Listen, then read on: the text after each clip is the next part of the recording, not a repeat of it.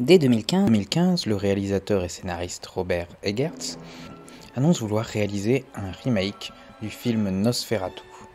Pourquoi Nosferatu? Pourquoi pas Dracula? Qu'est-ce que ce personnage a de si intéressant? Pourquoi vouloir faire un film Nosferatu? Et surtout, comment faire un bon film Nosferatu? Ce qui fait la quintessence d'un film de Nosferatu et comment bien utiliser ses spécificités. Pour répondre à ces questions, je vous propose de nous pencher sur le tout premier film ainsi que son héritage. Repartons d'abord en 1920. La guerre mondiale de 14-18 a massacré et anéanti toute une génération de jeunes Européens, causant la mort d'environ 10 millions de soldats. L'Allemagne a perdu 2 millions d'hommes pendant des combats et 4 millions sont rentrés chez eux en état de choc, ou horriblement blessés et défigurés. Les historiens nous disent qu'environ 19% de l'ensemble de la population masculine allemande a été directement victime de la terrible violence de la guerre. Le représentant du Parti socialiste allemand, qui avait saisi l'occasion de proclamer la naissance de la République allemande le jour même de l'abdication du Kaiser, est devenu le nouveau chancelier. Après les élections, l'Assemblée constituante s'est retirée à Weimar pour rédiger la nouvelle constitution et former la République de Weimar, alors que les groupes radicaux de droite et de gauche s'affrontaient dans les rues des principales villes allemandes. Le traité de Versailles prévoyait la création d'une commission des réparations en 1921, chargée d'évaluer les ressources de l'Allemagne et de fixer le montant final des réparations, qui s'éleva finalement à 132 milliards de marks. En attendant, l'Allemagne devait toutefois verser plus de 20 milliards de marks. Dans cette période de crise, le cinéma reste un divertissement abordable et les films allemands sont attractifs pour le reste du monde en raison de leur bas prix. Tout ceci permet l'épanouissement du cinéma allemand et la multiplication des studios. Dans le grand nombre de films produits à l'époque, on trouve des films-spectacles, des Kammerspiel, c'est-à-dire des films de chambre, avec une unité de temps, d'action et de lieu, et le genre le plus connu, des films expressionnistes. L'expressionnisme a d'abord germé au théâtre et à la peinture, et caractérisé par des couleurs brillantes et artificielles, des lignes déformées, un sentiment de déshumanisation et d'isolement. L'expressionnisme est arrivé au cinéma par le cabinet du docteur Caligari, dont on a déjà parlé.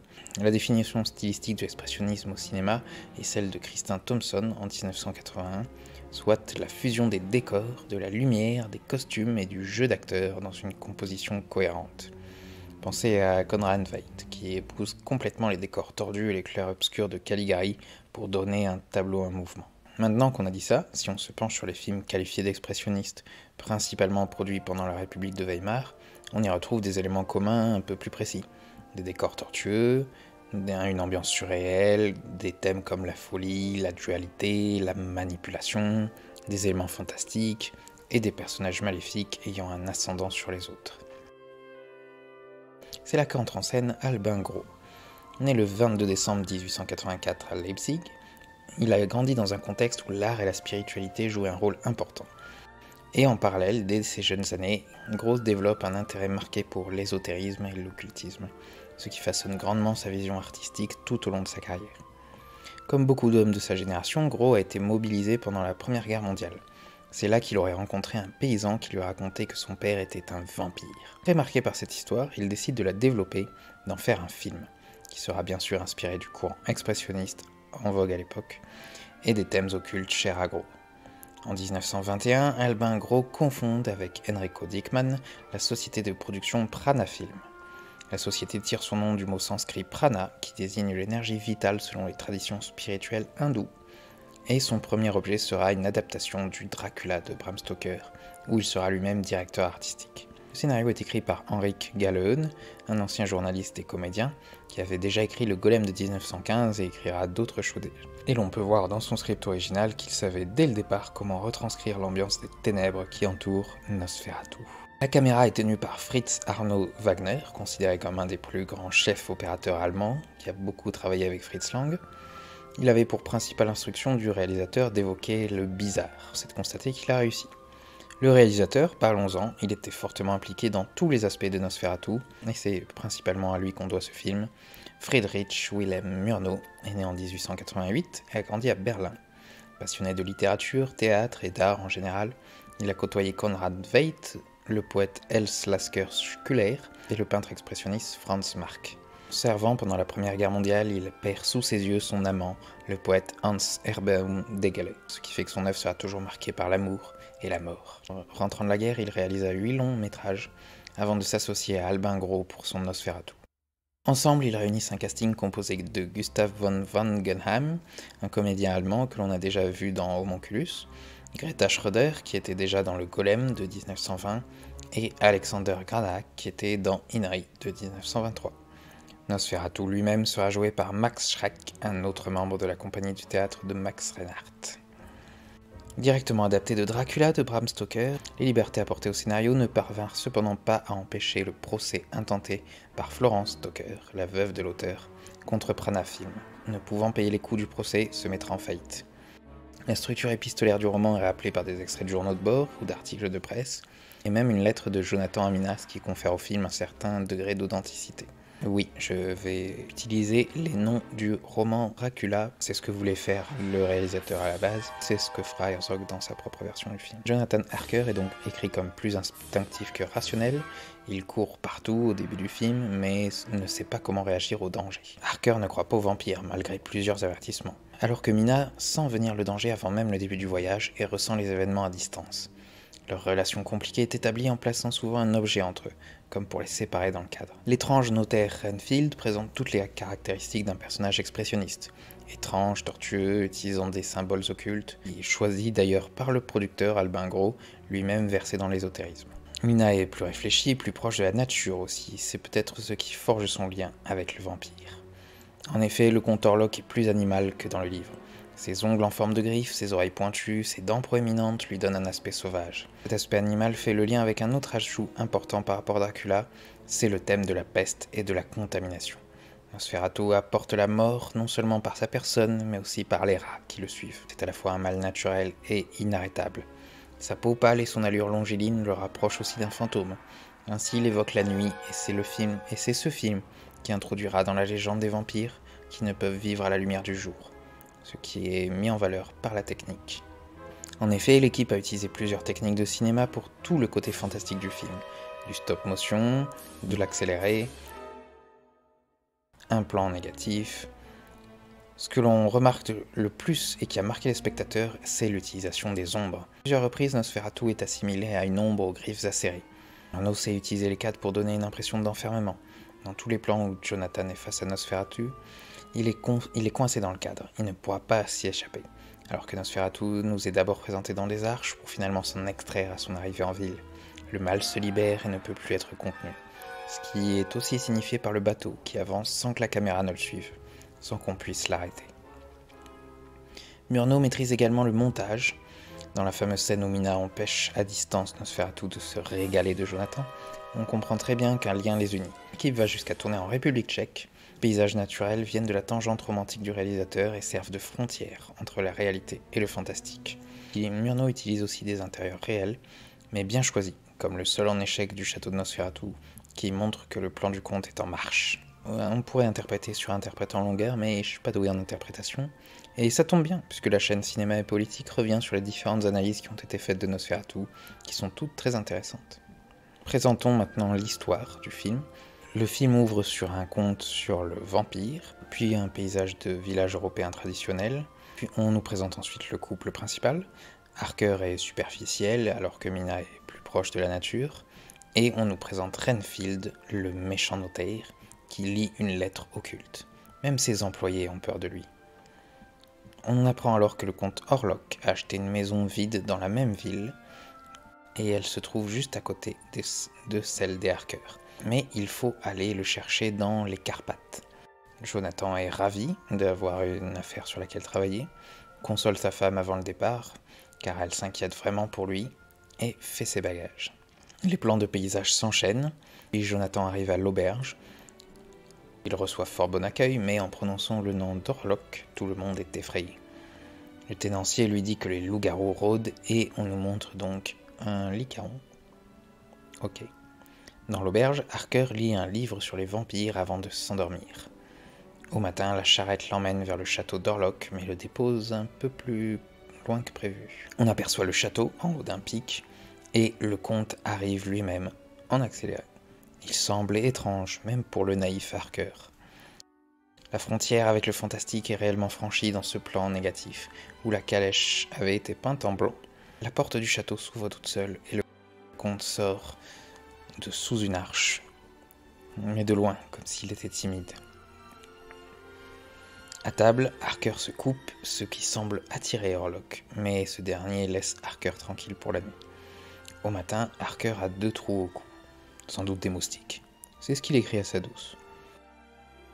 Toujours au milieu de magnifiques paysages, le soir, en travaillant, Orlok aperçoit le portrait de Mina, ce qui semble le décider à acheter la maison voisine de celle des Harker. Jonathan commence à prendre peur, surtout en voyant Orlok au-dessus d'un cercueil. Celui-ci franchit une nouvelle arche pour s'approcher de Jonathan de nuit.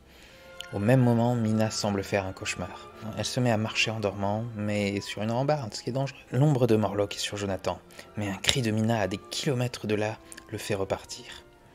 Le jour suivant, Jonathan, à moitié conscient de ce qui s'est passé, décide d'enquêter. Il trouve Orlok dormant dans un cercueil, puis faisant des préparatifs pour son départ vers le village d'Harker. Jonathan tente une échappée, mais se casse la figure. Pendant que Nosferatu descend la rivière en plongée, enfin pas en plongée, mais filmé en plongée. Jonathan est retrouvé par des villageois pendant que les caisses de Nosferatu sont chargées à bord de l'Empuzza. En ouvrant une, les marins découvrent des rats. Pendant ce temps, Renfield est devenu fou. Il mange des mouches, des araignées, en répétant que le sang, c'est la vie. Mina, quant à elle, continue de se languir de son aimé et l'attend sur la plage. Quand Jonathan se réveille, il comprend le danger, mais trop tard. Nosferatu vogue vers la civilisation sans qu'on n'y puisse rien. Et dans le même temps, la peste se répand. À l'est d'abord, puis sur le bateau qui transporte le vampire. L'ombre de la mort est sur ce bateau. Le vampire se lève, puis marche, nous surplombant. Le navire n'appartient plus aux vivants. Le sommeil de Mina semble de plus en plus agité à mesure que le vampire approche, de même que Renfield. Quand enfin le bateau arrive, il déverse ses rats sur la ville. Nosferatu sort enfin de son cadre en forme de cercueil, la mort est libérée. Jonathan arrive au même moment, mais Mina n'est plus elle-même. La peste est déclarée. Alors que la peste fait des ravages, Mina apprend que le mal peut être vaincu, si une vierge se sacrifie et lui fait oublier le chant du coq. Pendant que Renfield s'échappe de l'asile, Nosferatu observe Mina, chaque nuit, à travers ses barreaux. Un soir, il se décide à aller la chercher. À travers des plans iconiques, on observe son entrée dans la maison, jusque dans la chambre, puis le lit de Mina, qui se sacrifie pour que le vampire oublie le matin et à la lumière du jour disparaisse. Est-ce que Mina va-t-elle s'en sortir? Vous le saurez en regardant le film. Nosferatu est un film qui s'inscrit dans la tradition de l'expressionnisme allemand, en raison de son atmosphère oppressante, son utilisation symbolique de la lumière et des ombres, et la présence d'un personnage surnaturel qui incarne des angoisses profondes. Cependant, il s'en distingue également par son approche plus naturaliste, son jeu d'acteur, plus dans la retenue, et son usage de décors réels. On peut donc le considérer comme un film expressionniste avec des influences gothiques. En plus de son style original, c'est la toute première adaptation du roman Dracula, qui a mis en avant la figure vampirique, y ajoutant même des éléments qui resteront attachés. Et Nosferatu présente également des éléments propres, un côté plus bestial, proche de la nature, et un lien psychique entre la créature et la femme. Enfin, le film explore les thèmes forts comme l'amour, la mort, la contamination et le sacrifice. Tout cela est servi par une technique maîtrisée et une équipe talentueuse. C'est cet héritage que doit respecter tout film qui se réclame de Nosferatu. Et justement, un premier remake a été fait en 1976 par Werner Herzog. Né en 1942 à Munich, il a grandi dans un petit village bavarois sans électricité ni accès au cinéma ou à la télévision. Il a découvert le cinéma à l'adolescence après avoir été frappé par une projection d'un documentaire sur l'Alaska dans son école. À partir de là, il a commencé à s'intéresser à la réalisation, mais en grande partie en autodidacte car il n'avait pas de contact direct avec l'industrie du cinéma. Dans les années 60, Herzog commence à se forger une carrière de réalisateur. À 19 ans, il finance son premier court-métrage, Héraclès, en travaillant de nuit comme soudeur dans une usine. Pendant cette période, Herzog devient une figure clé du nouveau cinéma allemand, aux côtés des réalisateurs comme Rainer Werner Fassbinder et Volker Schlöndorff. La sortie de Aguirre, La colère de Dieu, fait de Herzog un réalisateur reconnu à l'international, et la relation explosive entre Herzog et Klaus Kinski, avec qui il collabore pour la première fois dans ce film, devient légendaire dans le milieu du cinéma. Herzog explore la folie, la mégalomanie et les tensions internes des personnages à travers l'intensité de Kinski. Avant d'endosser le rôle de Nosferatu en 1979, Klaus Kinski avait déjà mené une carrière prolifique et chaotique, marquée par des rôles intenses et une personnalité exubérante, à la limite de la folie. de Nosferatu, Fantôme de la nuit en 1979, a bénéficié de la collaboration d'une équipe technique remarquable qui a joué un rôle crucial dans la réalisation du film. On peut notamment citer Jörg Schmidt-Reitwer, le directeur de la photographie. Il a collaboré à plusieurs reprises avec Herzog, notamment sur des films comme Cœur de verre et le groupe Popol Vuh, dirigé par Florian Frickel, a composé la bande originale du film. Ils ont également commencé à travailler avec Herzog sur Aguirre, et ils ont continué à travailler ensemble sur plusieurs films. Les décors ont été composés par Henning von Gierck, qui a remporté l'Oscar pour son travail sur le tambour. Bien sûr, le film a été produit par la Werner Herzog Film Production et par la Gaumont, qui a donné une collaboration internationale, puisque la française Isabelle Adjani joue Mina Harker, et ce qui a permis de tourner dans différents pays comme les Pays-Bas, la République tchèque et la Slovaquie. L'histoire du film est sensiblement la même que Nosferatu de 1922, si ce n'est qu'elle dure 20 minutes de plus, alors qu'il n'y a même pas d'intertitre. Herzog a donc choisi un rythme plutôt lent, puisqu'il adopte une approche plus mélancolique et poétique dans son remake. L'ambiance est moins oppressive et plus contemplative, presque tragique. La lenteur de la narration, associée à une bande sonore hypnotique, donne au film une dimension plus romantique et introspective. Herzog transforme le vampire en un personnage romantique, prisonnier de sa propre immortalité. Là où Murnau évoquait une force destructrice aveugle, Herzog présente Nosferatu comme un être isolé, cherchant désespérément à donner un sens à sa condition d'immortel. La solitude et le désespoir prennent le pas sur l'idée d'une épidémie dévastatrice. Ainsi, l'idée de la peste est reléguée presque à l'arrière-plan, au profit de l'exploration des thèmes de l'existentialisme, du vide et de la mortalité. Herzog voulait ainsi renouer avec la grande culture allemande. Il a fait attention à la lumière, cherchant souvent des pâles couchers de soleil. Il a dirigé ses acteurs dans un sous-jeu étrange, ne sont jamais ravis, jamais souriants, souvent regardent dans la caméra ou un peu à côté, comme dans un rêve. Le paysage est toujours un personnage à lui seul, ce qui semble dire à Harker de ne pas aller chez Orlok. Tout ceci se voit dans le traitement de plusieurs scènes. D'abord l'intro, qui est constituée de poupées, de momies effrayantes, qui amène un climat de mort et de destruction. Mina est réellement effrayée par un cauchemar de chauve-souris. Le cabinet de Renfield est rempli et obscur, étrange, avec l'intérieur épuré de la maison des Harker. Herzog utilise le son pour montrer que le nom d'Orlok emmène le silence, même dans les endroits les plus vivants.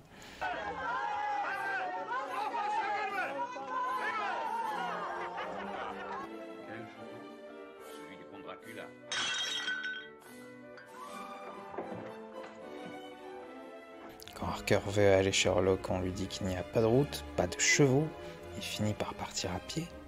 Pour Herzog, un film de vampire, c'est un film qui se passe dans un autre monde.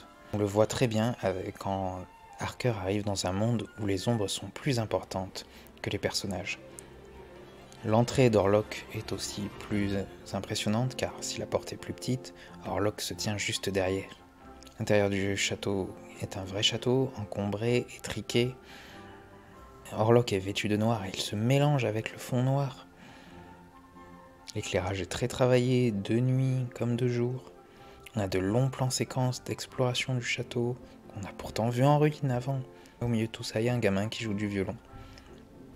On aperçoit la main et le pied d'Herzog ici. Regardez les acteurs de l'asile, ils ne jouent pas vraiment, ils prennent la pause, ce qui accentue l'atmosphère étrange. La scène de la contre-plongée est également améliorée. Herzog réussit à mettre le vampire et son ombre dans le même cadre. Herzog joue terriblement sur les ombres, la colorimétrie très bleue pour donner une atmosphère onirique. Ajoute également un passage d'Orlok dans la maison de Mina, en faisant attention, à nouveau en jouant avec les ombres et à ne pas montrer le reflet du vampire. En n'utilisant pas de trépied, Herzog nous donne une connexion avec la caméra qui respire avec nous. Il y a beaucoup plus de cercueils et de rats, on ressent la mort dans le film d'Herzog. Et bien sûr, la scène la plus onirique de toutes est un repas au milieu de la mort. Notons également que la fin du film est changée, et donc vous devez voir les deux versions. Enfin, en 2000 est sorti L'ombre du vampire, qui raconte le tournage du premier film, mais basé sur la légende comme quoi Max Schreck était en réalité un véritable vampire. Réalisé par Elias Merhige, qui était surtout connu dans les cercles underground pour ses œuvres expérimentales, qui reflète son engagement pour un cinéma poétique, violent, existentiel. Ce bagage lui a permis d'aborder l'ombre du vampire avec une approche visuelle et thématique unique, rendant hommage au cinéma expressionniste, tout en continuant à explorer ses obsessions pour le mysticisme, la métaphysique et la frontière entre fiction et réalité. L'ombre du vampire approfondit la thématique du mal et du sacrifice en montrant Murnau, interprété par John Malkovich, prêt à compromettre ses valeurs morales et éthiques pour réaliser son film. Le mal et la corruption sont présents non seulement dans ce vampire lui-même, mais aussi dans le processus de création artistique, soulignant comment les ambitions peuvent corrompre l'âme. Et le conteur Locke est d'ailleurs joué par Willem Dafoe, ce qui fait qu'il aura joué dans 2 films Nosferatu, dans 2 rôles différents. A noter que Nosferatu lui-même ou un hommage est apparu dans d'autres œuvres. Dans la série animée Buzz l'éclair, on trouve un vampire robot Nosferatu. Dans Bob l'éponge, Nosferatu fait de réelles apparitions, toujours marqué par sa dégaine un peu étrange. Il y a eu même une comédie musicale, Nosferatu, et ces quelques apparitions n'utilisent vraiment que le physique de Nosferatu, qui est très important évidemment dans sa légende, avec son côté bestial, son jeu sur les ombres, sa démarche atypique. Ce qui fait également Nosferatu, c'est donc son style à mi-chemin entre l'expressionnisme et le romantisme. Il a une importance capitale dans le développement de la mythologie des vampires. Il est également important pour faire un bon film Nosferatu de bien établir le lien psychique entre Mina et le vampire. Le personnage principal de l'œuvre est Mina, qui va jusqu'à se sacrifier à la fin, volontairement ou pas, pour mettre fin aux vampires. Et une dimension importante de Nosferatu par rapport à Dracula, c'est qu'il amène avec lui la peste, la mort et les rats. Je vous laisse juger à partir de ces différents éléments si le film de 2024 est un bon film Nosferatu ou pas.